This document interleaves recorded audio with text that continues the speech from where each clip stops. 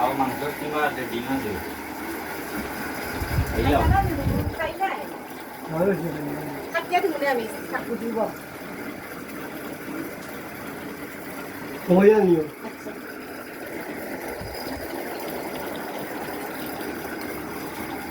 শুভ মিয়া সিলেট থেকে এসেছেন এবং দাদার সঙ্গে বসে বিকালে নাস্তা করছেন। আব্বা বাবা আব্বা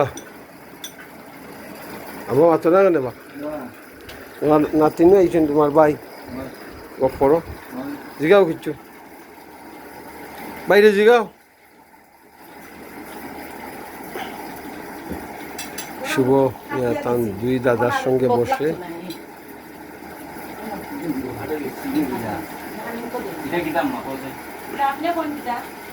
নাডুস নাডুস